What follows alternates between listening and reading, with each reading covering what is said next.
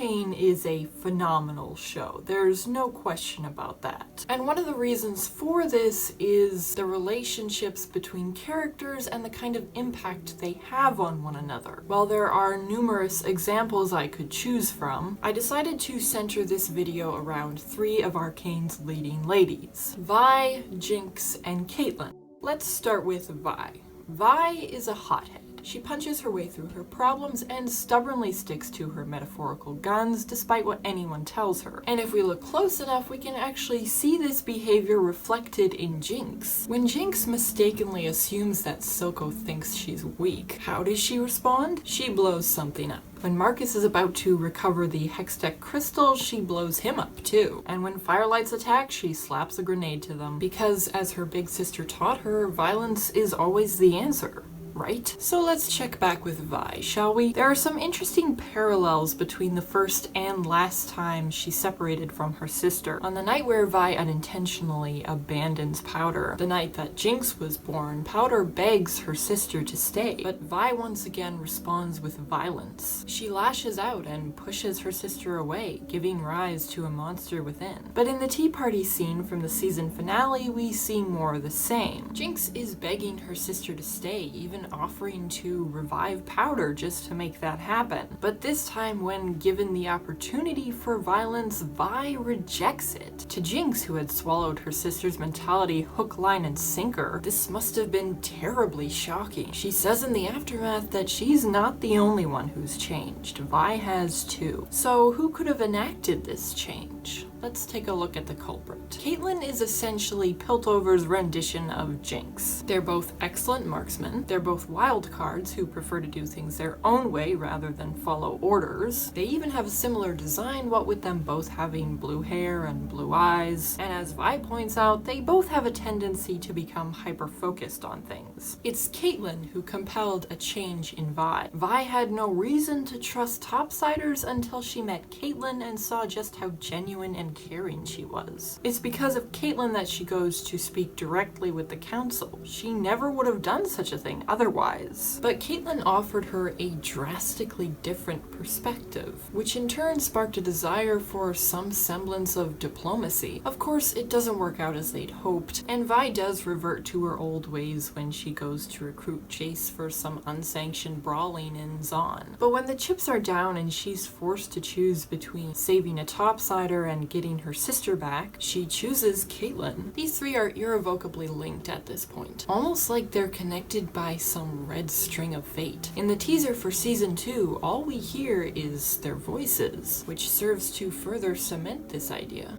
And honestly, I can't wait to see where the story takes them. Thank you so much for watching, and if you enjoyed, be sure to drop a like and subscribe to the channel so you don't miss any future content. If you're interested in supporting the channel, be sure to check out our Patreon link in the description below. I'm your Alibi, and I will see you next time.